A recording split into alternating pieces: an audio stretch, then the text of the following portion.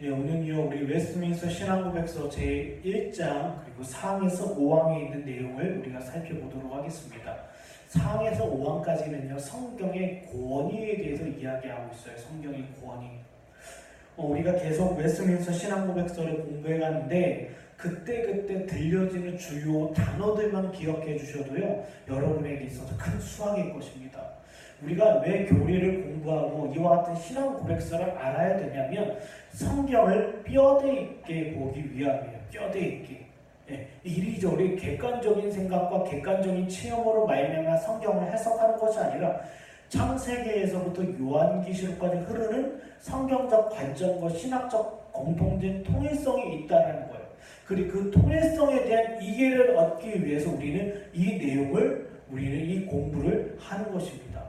우리가 지난주에는요, 세 가지 제가 주제를 기억하라고 했어요. 첫 번째는요, 성경의 정경화, 정경성. 성경이 어떻게 정경화되었는가.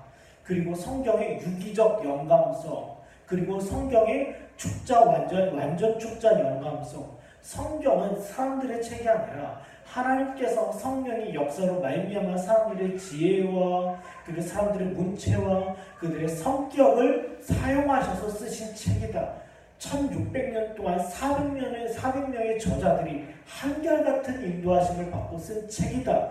그렇기 때문에 이 책에 나와 있는 이 성경에 나와 있는 단어조차도 하나님 특히 성령의 역사 가운데 쓰여졌다라는 것. 이것을 우리가 지난주에 생각해 봤습니다. 그렇다면 이번 주에는요 4항과 5항의 내용을 중심으로 성경의 권위에 대해서 생각해 보겠습니다. 성경의 권위. 4항에서는요 성경의 권위, 성경이 하나님의 말씀으로서 갖는 권위에 대해서 이야기합니다. 4항에서는요. 5항에서는요 성경이 하나님의 말씀으로서의 권위에 대한 증거들, 이게 왜 하나님의 말씀이냐, 그 권위에 대한 증거들이 이야기하고 있어요. 그걸 크게 두 가지로 얘기합니다. 내적인 증거와 외적인 증거가 있다. 예, 오늘은요 이 단어들 생각해 보면 좋을 것 같아요. 성경의 권위, 그리고 성경의 내적 증거, 외적 증거. 다시 말씀드리자면 성경이 하나님의 말씀이라는 증거예요. 증거. 그것이 왜 하나님의 말씀으로서 권위를 갖고 있는가, 그 증거를 두 가지로 내적인 증거와 외적인 증거로 나눠볼 수 있다는 것입니다. 예를 들면 이것과 같아요. 우리에게 자녀가 있습니다. 이 자녀가 왜 우리에게 자녀입니까? 왜 자녀입니까? 외적으로 볼 때는 우리 외모를 닮을 수도 있고 엄마 아빠 말을 잘 따를 수도 있고 이런 부분을 볼 수 있지만 내적으로는 어떠합니까? 내적으로는요. 그 아이가 그 마음이 누구에게 있어요? 부모님이요. 부모님에게가 있어요. 부모님을 사랑합니다. 다른 사람이 불러도 응답하지 않지만 부모님이 말씀하시면 응답해요. 왜요? 그 마음 가운데 누가 있어요? 부모님이 있기 때문에. 예, 이분은 나의 어머니다. 나의 아버지다. 이와 같은 마음 가운데 동의가 있기 때문에 우리는 뭐예요? 이 사람은 우리의 자녀다라는 거예요. 자녀다. 예. 이것처럼요 성경은요 내적인 증거와 외적인 증거로 되어 있다는 것. 우리가 지금부터 한번 생각해 보도록 하겠습니다. 첫 번째, 성경의 권위에 대한 생각입니다. 권위. 예. 그럼 먼저 권위라는 단어부터 우리가 한번 정의해 봤으면 좋겠는데요. 사람이 어떤 행동이나 어떤 태도를 취할 때 근거되는 것이 바로 권위예요. 권위. 어디에 이 사람이 권위를 두고 있는가, 이 사람이 두고 있는 그 권위에 따라 그의 믿음과 그의 행동이 바뀌게 된다는 겁니다. 예를 들자면 대한민국 사람은 한국의 법과 통치 질서에 복종합니다. 왜냐하면 우리는 이 대한민국 정부의 우리는 그 권위를 인정하고 있기 때문이에요.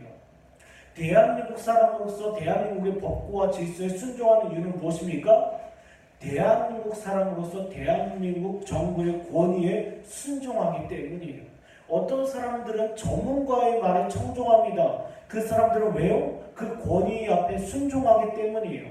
어떤 사람들은 자기가 존경하는 사람, 어떤 사람들은 자기가 신뢰할 만한 사람의 말에 더 청종해 가고 더 마음이 가요. 왜요? 그 사람의 권위에 순종되기 때문입니다. 그렇다면 그리스도인들은 어떠합니까? 바로 하나님의 권위 앞에 우리 순종하는 사람들이에요. 세상 사람들이 세상의 가치와 그리고 세상에 추구하는 어떠한 것에 그 권위를 두고 있는 것처럼 저와 여러분은 누구에게 그 권위를 두고 있어요? 하나님께 그 권위를 두고 있다는 거예요. 그래서 하나님 앞에 순종하고 하나님 앞에 복종하는 거예요. 그렇다면 우리가 하나님께 권위를 두어 하나님께 그 권위를 두었다는 거예요. 하나님의 권위를 인정한다는 것은 뭐예요? 곧 성경의 권위를 인정한다는 거예요. 이것이 그리스도인입니다. 그리스도인들은 뭐라고요? 하나님의 권위를 따르는 사람, 하나님의 권위에 순종하는 사람, 동시에 하나님의 말씀의 그 권위를 인정하고 따르는 사람이라는 거예요. 따르는 사람이라는 거예요. 그런데요, 하나님께서는요, 이 권위를 세상에 부여하셨어요. 세상의 위정자들, 통치자들, 정치가들, 그리고 또 한 공동체의 장, 선생님들이나 한 교회 지도자들, 목회자들, 사역자들에게 그 권위를 위임하셨어요. 그런데 이 권위가 하나님의 법 아래에 있다면 그 권위는 참된 권위로서의 기능을 감당할 거예요. 하나님의 법 아래에 있다라고 하면. 그런데 하나님의 법 밖에서 그 권위가 행사되고 권위가 실행될 때 그 권위는 이제는 권위가 아니라 권위주의가 되는 거예요. 권위주의. 여러분, 권위주의로 된다는 것 자체가 이제는 하나님의 법을 벗어나고 그릇된 행동과 그릇된 생각과 그릇된 판단을 하게 되었다라는 거예요. 역사적으로 보면 신사참배가 그랬습니다. 어떤 사람들은 나라의 권위를 인정해야 된다. 하나님께서 위정자들을 세우셨다. 우리는 거기에 순종해야 된다. 그러나 한편으로 이들의 권위는 하나님의 법에 벗어났다. 그러니 우리는 그들의 권위를 인정할 수 없다라는 거예요. 디도서 3장 1절에 이런 말씀이 있습니다. 너는 그들로 하여금 통치자들과 권세자분들에게 자본자들에게 복종하며 순종하며 모든 선한 일 행하기를 준비하게 하며 중요한 것이 있습니다. 이들의 권위는 선한 일 가운데 있어야 된다는 거예요. 선한 일 가운데 그 권위가 행사되어야 되고 선한 일 가운데 윤리적이고 도덕적인 일 가운데 그 권위가 집행되어야 되는데 이 권위가 하나님의 말씀에서 어긋나고 하나님의 말씀을 대적하는 그 순간부터 그것은 권위주의가 되는 거예요. 권위주의. 우리 믿음의 선배들은 그 권위주의를 거부했고 싸우다가 많은 순교자에 나왔던 것처럼 우리는요, 기억하세요. 하나님께서 권위를 주신 건 맞습니다. 그러나 이것이 부정하고 부당하고 부도덕한 거 그리고 무엇보다도 하나님의 법에서 벗어나게 된다면 그것은 여지없이 권위주의라는 탈을 쓰고 나타나게 될 거예요. 그런데 이와 같은 권위주의에 반대해서 나타나는 것이 무엇입니까? 바로 방종주의예요. 기존의 질서와 그리고 기존의 가치를 부정하고 이 권위를 부정하고 사람의 이성과 사람의 생각을 강조하는 것. 내가 이렇게 생각하니까, 내가 이렇게 여기니까. 과거에는 권위주의가 득세했지만 오늘날은 어떠합니까? 방종주의가 더 득세하기 시작했어요. 그러다 보니까 교회 하면 뭐예요? 어떤 집단입니까? 권위적인 집단, 권위주의를 지칭하는 집단. 그래서 사람들이 어떡합니까? 교회를 거절하고 교회에서 증거되는 하나님의 말씀의 그 권위 앞에 순종하지 않아요. 사람들의 이성에 있어서 마음에 들지 않는다라고 하면 성경에서 빼버려요. 성경에서 이야기하는 것이 분명히 있음에도 불구하고 빼버려요. 제외시켜요. 왜요? 우리 이성과 우리 이해에 용납되지 않으니까, 부합되지 않으니까 그것을 제거한다는 이것이 뭐예요? 방종주의라고 합니다. 어찌됐든 권위주의가 됐든 방종주의가 됐든 똑같은 게 있어요. 똑같은 것은 뭐예요? 하나님의 말씀을 거부한다는 거예요. 하나님의 말씀을 권위주의는 하나님의 말씀을 왜곡해서 그릇된 길로 끌어가고 방종주의는 하나님의 말씀의 절대성을 거절하고 거부하면서 그릇된 길로 가게 했어요. 어쨌든 뭐예요? 이 두 가지는 하나같이 하나님의 말씀을 거부한다는 거예요. 여러분 지금까지 역사적으로 하나님의 말씀은 지속적으로 공격받았어요. 왜? 성경이 공격받은 분이요? 성경이 왜 하나님의 말씀이냐는 거예요. 그것을 계속 공격했어요. 성경 또한 사람이 쓴 것 아니냐라는 거예요. 이건요, 마귀가 사용했던 전형적인 방법입니다. 여기 창세기 3장 1절에 이런 말씀이 있습니다. 그런데 뱀은 여호와 하나님이 지으신 들짐승 중에 가장 간교하니라. 뱀이 여자에게 물어 이르되 하나님이 참으로 너에게 동산 모든 나무의 열매를 먹지 말라 하시더냐. 뭐예요? 하나님께서 참으로 선악을 알게 하는 나무의 씨가를 먹지 말라 하셨어요. 그런데 뱀은 그것을 교묘하게 틀어버립니다. 그것이 과연 하나님의 말씀이 맞냐라는 거예요. 하나님의 말씀이 맞냐? 이 세상은 그럽니다. 세상은 이러해요. 이 성경이 신구약 성경 66권의 이 책이 과연 하나님의 말씀으로서의 권위를 갖고 있는가? 세상은 질문하고 이야기해요. 이것 또한 오류가 있는 것이 아니냐? 왜? 사람들이 썼기 때문이다라는 거예요. 사람들이 썼기 때문에. 그리고 웨스트민스터 신앙고백서 1장에 왜 성경론에 대해서 주를 다루고 특별히 여기 4항과 5항에 권위에 대해서 이야기하는 이유가 있습니다. 그 당시 로마 캐톨릭이 이 성경의 하나님의 말씀으로서의 권위를 부정하기 때문이에요. 그들을 인정하지 않습니다. 부정해요. 어떤 방식으로 부정합니까? 그들은요, 성경의 권위가 교회로 말미암아 인정받을 때 그것을 권위를 인정했다는 거예요. 다시 말씀드리자면 그들은요, 성경의 가르침과 그 교리를 누가 결정한다고 했어요? 교회가 결정한다라고 이야기합니다. 사람이 결정한다라고 얘기해요. 교황을 비롯한 그 높은 사제들이 이것을 성경인지 성경이 아닌지 혹은 성경의 권위 가운데 자기가 분별하는 거예요. 분별한다는 이게 로마 카톨릭의 오류입니다. 보세요. 교회의 권위는 성경의 권위로부터 시작됩니다. 성경의 가르침과 성경의 교리 위에 세워진 것이 교회예요.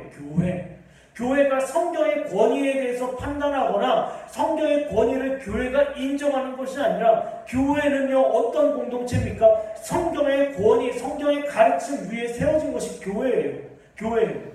우리가 저번에 정경성을 이야기하면서 우리가 정경성의 여부를 우리가 판단하는 것이 아닙니다. 성령께서 이끄시는 가운데 그것을 여기 신학적 표현으로 수납한다고 되어 있어요.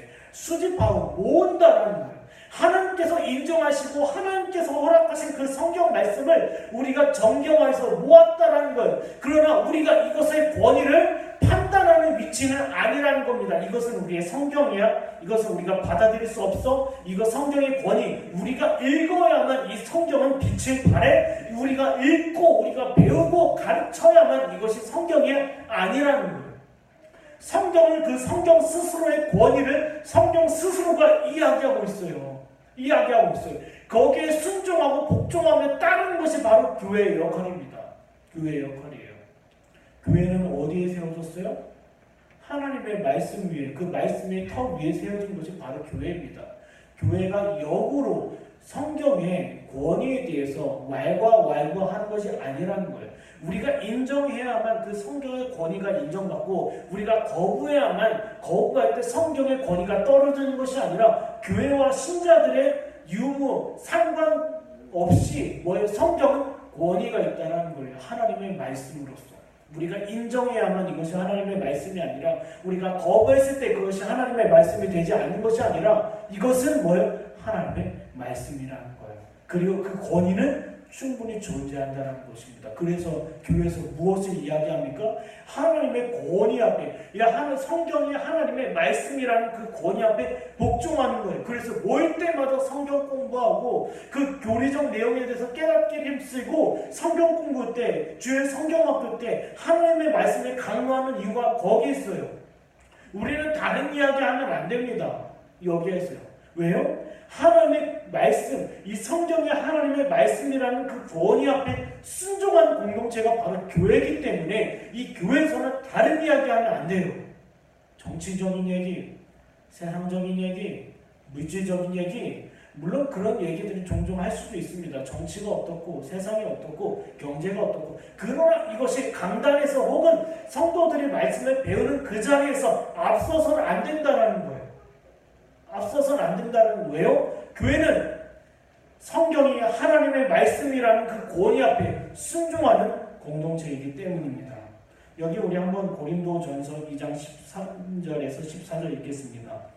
우리가 이것을 말하거니와 사람의 지혜가 가르친 말로 아니하고 오직 성령께서 가르치신 것으로 하니 영적인 일은 영적인 것으로 분별하느니라. 육에 속한 사람은 하나님의 성령의 일들을 받지 아니하나니 이는 그것들이 그에게서는 어리석게 보이며 또 그는 그것들을 알 수 없나니 그러한 일은 영적으로 분별되기 때문이라. 보세요. 이 성경은요, 사람의 지혜와 사람의 이성으로 쓰여진 책이 아니라 성령께서 하나님의 참된 사역자들을 향해서 가르치시는 거예요. 그리고 그 가르친 내용을 뭐예요? 하나님의 자녀들에게 증거되게 하셨다는 거예요. 온전히. 네.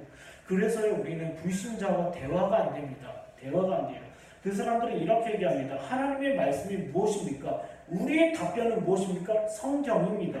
그것을 어떻게 믿을 수 있습니까? 하나님의 말씀이니까 믿는 겁니다. 대화가 안 되는 거예요. 왜 그렇게 생각합니까? 성경이 이렇게 나와 있기 때문입니다. 그러면 당신은 이런 판단의 근거를 어디에 두고 있습니까? 성경에 두고 있습니다. 대화가 안 되는 거예요. 신자라는 것은 무엇입니까? 그리스도인이라는 것은 무엇입니까? 성경이 하나님의 말씀이라는 그 권위에 순종하는 사람들이 성도들이고, 그런 공동체가 바로 교회인 것입니다. 교회인 것이요. 성경의 권위는 굉장히 중요합니다. 그래서 우리는 이것을 우리 자녀들에게 가르치고, 이 성경이 단지 책이 아니라, 인간의 책이 아니라 하나님께서 쓰신 하나님의 말씀이라는 그 절대성과 그 권위를 우리는 자녀들에게 일러주셔야 돼요. 그리고 우리는 이것을 배우기에 힘써 복종해야 된다는 것입니다. 그렇다면 이 성경이 하나님의 말씀으로서의 갖는 그 권위에 대해서, 이 성경이 하나님의 말씀으로서의 갖는 그 권위에 대한 증거들이 있어요. 증거들 두 가지가 있습니다. 외적인 증거와 내적인 증거예요. 외적인 증거는 말 그대로 겉으로 드러나 보이는 것들이에요. 그러나 내적인 증거는 말 그대로 그 안에서 성령께서 일하시는 것들을 이야기합니다. 우리가요, 외적 증거부터 한번 생각해 보도록 하겠습니다. 외적인 증거에 대해서요, 웨스트민스터 신학교에서 1장 5항에 이렇게 얘기합니다. 내용의 천상적인 성격, 그 교리의 효능, 문체의 위험, 모든 부분들의 일치, 전체의 의도, 인간 구원의 유일한 길에 대한 충분한 발견, 다른 많은 비교할 수 없는 탁월함들이라고 얘기했어요. 외적인 증거들. 이것이 하나님의 말씀으로서의 갖는 권위가 어디 있느냐라고 딱 펼쳐있을 때 외적으로 드러나는 부분들은 바로 이러한데, 이 내용들을 좀 풀어본다면 이거예요. 땅에 속한 이야기들을 하지 않는다라는 거예요. 하나같이 하늘에 계신 하나님 아버지의 계획과 뜻과 하나님 아버지의 작정된 내용들에 대해서 이야기하고 있는 거예요. 보세요. 이 세상에 수많은 종교들이 있습니다. 그리고 세상 종교가 읽고 배우는 수많은 세상의 경전들이 있어요. 그러나 하나같이 다 어디에 속한 거예요? 이 땅에 속한 거예요. 어떻게 하면 우리가 이 땅에서 평화롭고 행복한 삶을 살 수 있을까? 어떻게 하면 내 육신에 잘 될까? 어떻게 하면 내가 이런 세상의 어려움을 피하며 내가 여기서 안식과 평안을 누릴 수 있을까? 다 어디에 관한 이야기예요? 이 땅에 관한 이야기예요. 죽음 이후로 이야기한다 하지만 다 어떤 거예요? 이슬람교에서는요, 다 세속적인 천국을 이야기해요. 알라를 위해서 죽으면 뭐 천국에 가서 부귀 영화를 누릴 수 있다는 내용들 다 뭐예요? 세속적이고 다 세상적인 이야기도 가득 차 있어요. 그러나 성경에서 이야기하는 것들은 무엇입니까? 다 하나같이 하나님께서 작정하신 일들이에요. 그리고 하늘에 속한 이야기들입니다. 그리고 하늘에 속한 자녀들을 향해서 하나님께서 어떤 영혼 구원을 하시는지, 인간에 대한 진단이 나와요. 그 인간이 어떻게 구원받아야 되는지에 대해서 이야기합니다. 그리고 구원받지 아니한 자들의 최후에 대해서 이야기해요. 다시 말씀드리자면 저와 여러분의 직장의 문제와 건강의 문제와 삶의 문제에 대해서 이야기하는 것이 아니라 저와 여러분의 영혼 구원에 관한 그 내용이 담겨져 있다라는 거예요. 과연 세상 천지에 이런 내용이 찾아볼 수 있냐라는 겁니다.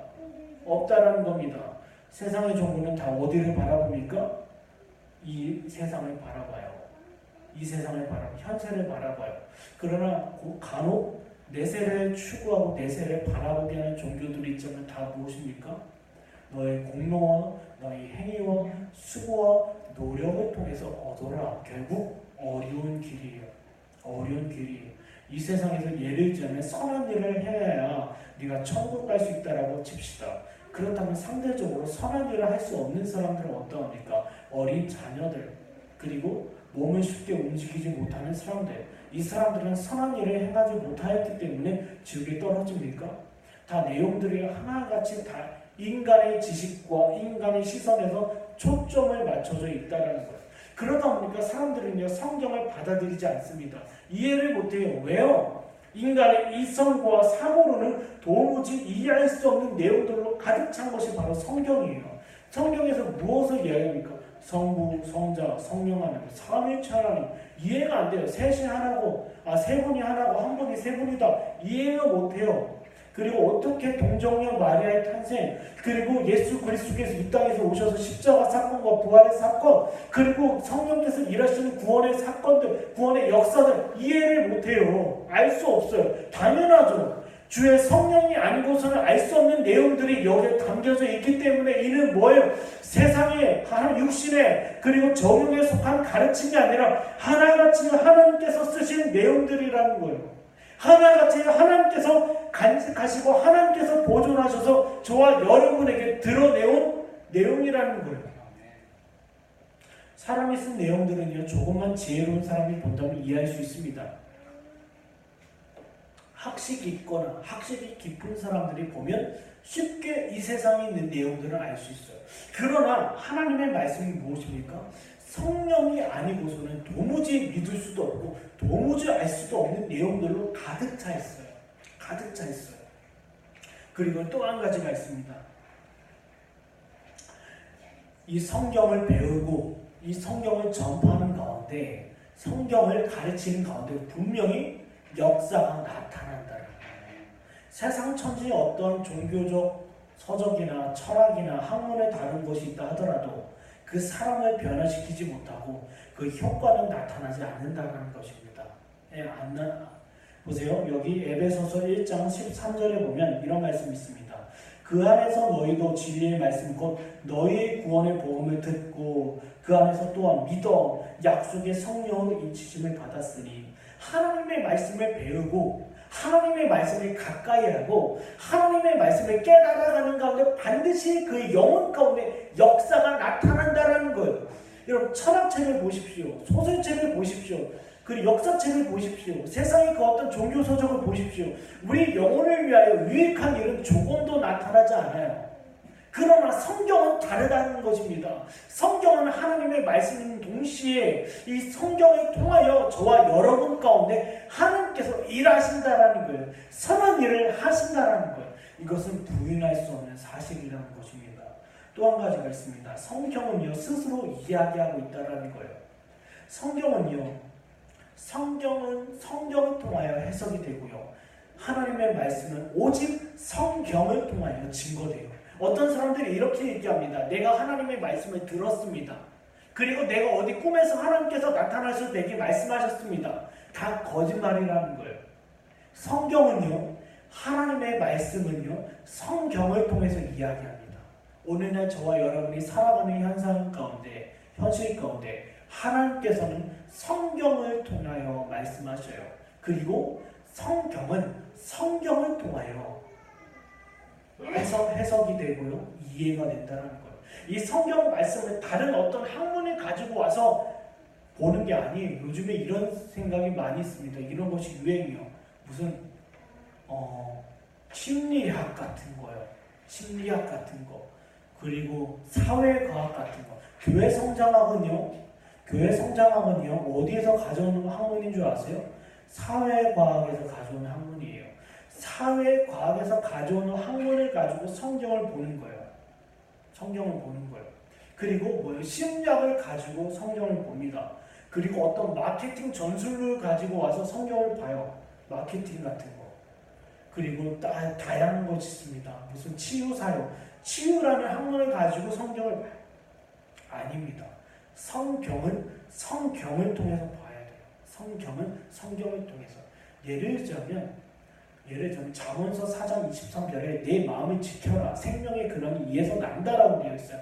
그렇다면 생명을 지키지 못하는 경우에는 어떻게 되죠? 그러면 누가복음 6장 45절에 이렇게 얘기합니다. 우리가 마음을 지키지 못한다면 우리 입에서 뭐야? 거친 단어가 나오고 비방이 나오고 욕이 나오고 악이 나온다. 그래서 우리 마음 가운데 우리 마음을 지켜야 된다. 성경은 성경을 통하여 이야기가 되어져야 되고 성경은 성경을 통해서 해석이 되어져야 된다는 거예요. 요즘에 성경 비평하기 유행합니다. 비평하기 유행하면서 성경을 다 헤집어놔요. 그리고 성경의 완전 축자 영감사를 부정합니다. 성경에도 오류가 있다, 모순이 있다. 그리고 모순되는 점이 한두 군데가 아니다. 그런데요, 성경은 완전 축자 영감이에요. 성령께서 지키셨고 보존하셔서 오늘날 저와 여러분의 손에 들리기까지 주님께서 이 성경을 지켜주셨어요. 세상 어떤 책이 1600년 동안 지켜지고 보존이 될 수 있겠습니까? 그런데 이 성경을 하나님께서 지키셨다라는 거예요. 그래서 우리는 이 과정을 통해 이 성경이 하나님의 말씀으로서의 권위를 갖는구나. 왜요? 효과가 나타나고요. 효력이 나타나고요. 통일성이 있고요. 모순되는 부분이 없고요. 하나님께서 지금까지 지켜 보호하여 주셨고요. 성경은 스스로 성경이 외치고 말하고 있는 내용들이 있고요. 그리고 무엇보다도 성경은 이 땅의 일이 아니라 하늘의 일을 이야기하고 있고 영혼의 구원과 하나님의 합당한 계획과 언약의 내용들이 담겨져 있다는 거예요. 그 내용들이 그냥 문자로 머물러 있는 것이 아니라 살아 역사에서 성취되었다라는 거예요. 이것이 성경의 권위에 대한 외적 증거입니다. 성취되었다라는 거. 세상 천지의 어떤 책들, 그리고 어떤 학문들, 그리고 어떤 내용들, 아무리 탁월하다 할지라도 그 내용들이 뭐예요? 성취된 것은 없어요. 통계학적으로 예측하면서 맞출 수는 있겠죠. 그러나 수천 년의 역사를 지나서 수천 년의 역사를 관통하면서 이 내용이 성취되거나 눈앞에 드러나는 것은 없다라는 거예요. 오직 하나, 이 성경이 뭐예요? 수천 년의 역사 가운데 오면서 그 예언이 성취가 되고 그 성경의 내용이 눈앞에 밝히 나타났다라는 거예요. 그래서 우리는 성경은 하나님의 말씀이다. 그거에 대한 권위를 바로 외적 증거에서 찾는다라는 겁니다. 두 번째는요, 내적 증거입니다. 내적 증거. 여러분, 성경이 하나님의 말씀으로서의 갖는 그 권위에 대해서 외적인 증거가 있다면 내적인 증거가 있는데, 내적인 증거는 성령의 역사를 이야기해요. 저와 여러분의 가슴팍 가운데 새기시는 성령의 역사. 우리가 어떤 소설책이나 그리고 감동적인 이야기를 읽거나 알게 된다면 마음에 감동이 와요. 그럼 마음이 따뜻해집니다. 그런데 그 내용이 평생 가지는 않아요. 그 감동이 저와 여러분의 영혼을 살리는 것은 아니에요. 그런데 이 하나님의 말씀이라는 것, 이 성경이 하나님의 말씀으로서의 갖는 권위를 저와 여러분의 마음을 뜨겁게 한다는 거예요. 뜨겁게. 엠마오로 내려가는 두 제자에게 주님께서 나타나셔서 시편에 있는 글과 선지자들의 이야기를 강론해 주셨어요. 성경을 강론해 주셨어요. 그 성경을 다시 강론하여 배우는 가운데 이 두 제자의 마음이 어떻게 했습니까? 뜨거워졌어요. 그리고 마음 가운데 믿음이 일어나고 가던 길에 돌이켜서 예루살렘으로 언제 잡혀 죽을지 모르는 그 예루살렘으로 갈 수 있게 한다라는 거예요.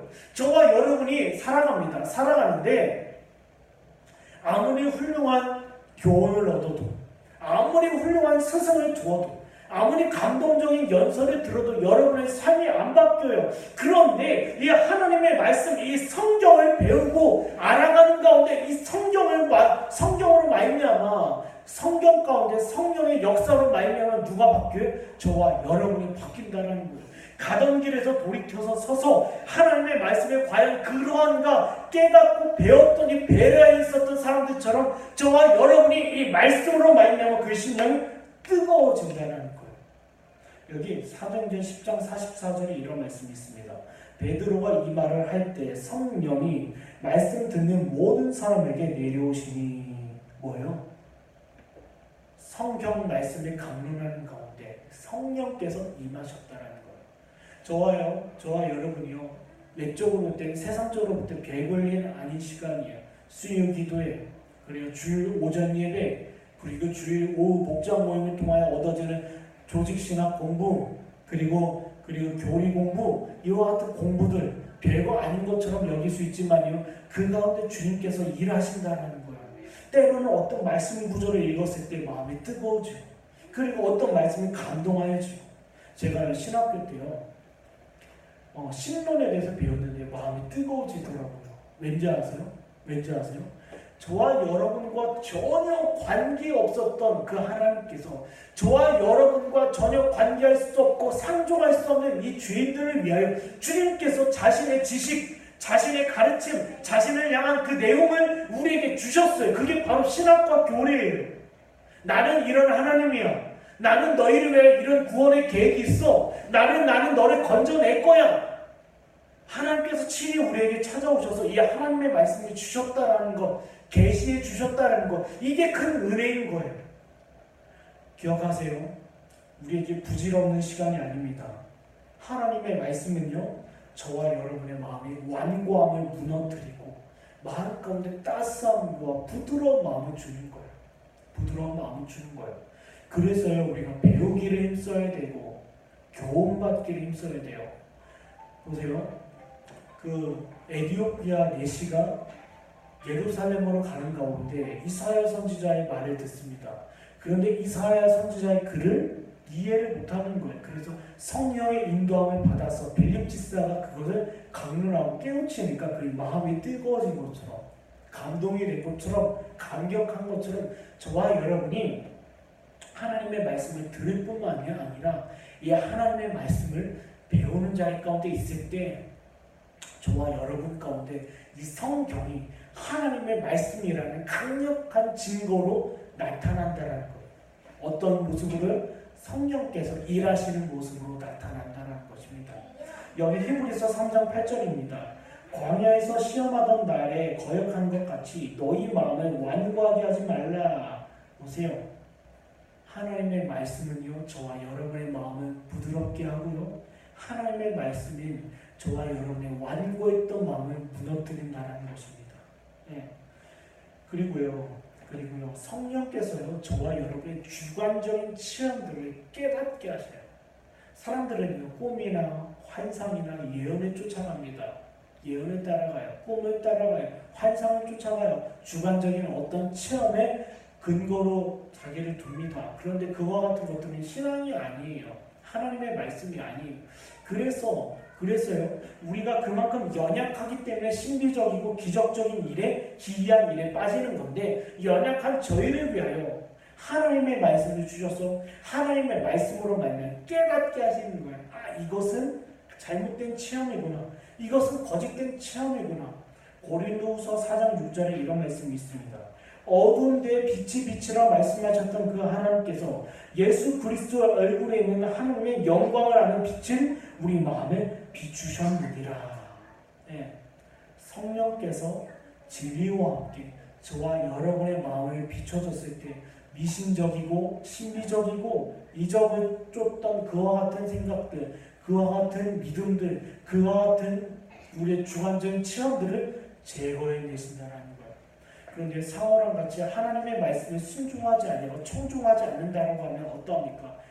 신접한 여인을 찾게 된다는 거예요. 신비적인 것을 찾게 되고 주관적인 체험을 찾게 된다는 거예요. 그래서요, 지금까지 생각해 봤습니다. 성경의 권위와 그리고 성경의 하나님의 말씀이라는 그 권위의 증거들 두 가지. 외적으로는 이 성경이 지금까지 보존되었고, 그리고 이 성경이 어떤 내용을 담고 있으며, 그리고 이 성경이 무엇을 이야기하고 있는지에 대해서 생각해 봤고요. 두 번째는요, 내적인 증거로 성령께서 성경 하나님의 말씀 위에 역사하시는 그 성령께서 저와 여러분의 마음 가운데 부드러운 마음을 주고 오류와 거짓된 가르침을 깨닫게 하며 신비적이고 환상을 쫓는 거짓된 체험을 버리게 하셨다는 겁니다. 이것이 성경의 권위입니다. 그렇다면 성경의 권위에 대한 저와 여러분의 태도들이 있습니다. 태도들이요. 그 태도들은요, 이와 같은데 하나님을 사랑한다는 것은 성경을 사랑한다는 거예요. 보세요. 하나님을 사랑한다는 것은 곧 이코로 성경을 사랑한다는 거예요. 여러분, 사극을 보면 어미어미어 하면서 왕이 조서를 읽어주지 않습니까? 그러면 신하들은 어떤 거예요? 그 앞에 엎드려지는 거예요. 왕이 이 자리에 없다 하더라도 왕의 말이 곧 왕이기 때문에 왕의 조서가 이렇게 낭독이 되는 가운데 그 신하는 그 앞에서 엎드려져요. 왕의 조서가 곧 왕이기 때문이에요. 마찬가지입니다. 왕의 이 말씀, 이 성경이 곧 하나님이시기 때문에 우리는 그 앞에 엎드려지는 거예요. 이것이 저와 여러분의 태도입니다. 그래서요, 그렇다고 이 성경을 이거 무슨 우상단지처럼요 모셔두는 게 아니라, 이 성경을 무슨 갑옷처럼 금고에 묻고 애지중지 두는 것이 아니라 이 안에 있는 적혀있는 하나님의 말씀들을요, 이 말씀들을 사랑하라는 거예요.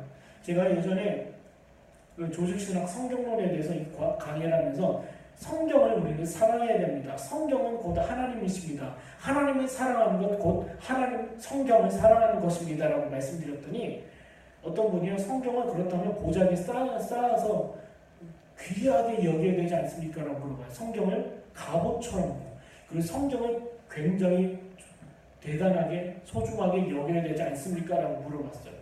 네, 맞는 얘기에 성경을 소중히 여겨야 돼. 그러나 소중히 여긴다는 것은요, 우리 금이나 은이나 보석들을 대하는 그런 태도가 아니라, 성경을 사랑한다는 것은 그 내용의 가르침 앞에 배우기를 쓰고 깨닫기를 쓰고 순종하기를 써야 된다는 거지, 단지 이 외적인 이 책을 세상 봉을 소중히 여기듯 해서는 안 된다는 것입니다. 그래서 저와 여러분의 모든 행동과 태도의 기준이 성경에 있어요.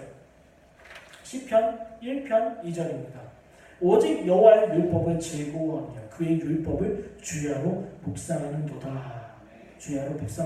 뭐예요? 하나님의 말씀을 오늘 내가 몇 장 읽었으니까 덮고 끝나는 것이 아니라 그 가운데 있는 내용들을 비록 적은 양이지만 단 한 구절이라 될지라도 암송하기까지 계속 묵상을 해야 된다는 거예요. 시시때때로 이 말씀을 묵상하고 시시때때로 여러분이 생각해야 돼요. 어떤 사람은요 밤낮으로 생각하는 게 자기 직장 일이에요. 학교 공부예요. 그리고 세상적이고 세속적인 일, 물론 그런 일도 해야겠죠. 그러나 결국 저와 여러분에게 생명이 되는 것은 이 하나님의 말씀이고요. 이 하나님의 말씀에 가까이 하면 가까이 할수록 저와 여러분에게 양식이 된다는 것입니다. 그리고 또 한 가지 저와 여러분의 태도가 있습니다. 성경이 말하는 데까지 우리는 가는 거예요. 성경이 여기까지라고 해서 우리는 거기까지만 가는 겁니다. 여러분, 성경은요, 이 세상의 모든 삼라만상의 일들을 담지 않아요. 여기 성경에 보면 인간의 신체 구조에 대해서 이야기하지 않습니다. 그리고 이 세상, 이 자연계가 어떻게 순환되는지 이야기하지 않아요. 그러나 저와 여러분의 영혼의 구원을 위해서는 충분한 내용들이 여기 담겨져 있어요. 그런데 우리는요, 이 성경에서 이야기하지 아니하는 부분들을 상상하고 추론하고 이해해서는 안 된다는 거예요. 예를 들자면 우리 과거에 조선시대 살던 사람들, 고려시대 살던 사람들, 이 사람들 구원 받았을까라는 생각들, 성경은 이야기하지 않습니다. 그래서 어떤 사람들은 구원 받았느니 안 받았느니 이야기를 왈가왈부해요. 근데요, 정답은요, 우리는 모른다라는 거예요. 분명히 그들을 하나님의 택하신 자녀들이 고려시대든 삼국시대든 조선시대든 있었다라고 하면, 하나님께서 택하신 예정한 백성이 있었다라고 하면 하나님께서 하나님의 방식으로 구원하셨겠죠. 그런데 이것을 우리가 왈가왈부하며 구원받았느니 구원받지 못했느니 우리는 함부로 이야기할 수 없는 거예요. 왜요? 성경이 거기에 대해서는 말하고 있지 않기 때문이에요. 이것이 저와 여러분의 성경을 바라보는 태도입니다. 네. 여기요, 베드로서 1장 20절에서 21절입니다.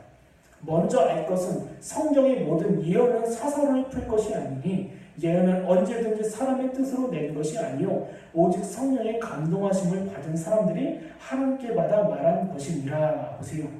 이것은요, 사람의 언어도 아니고 사람의 뜻도 아니고 사람의 이성적 사고로 만들어 놓은 것도 아니에요.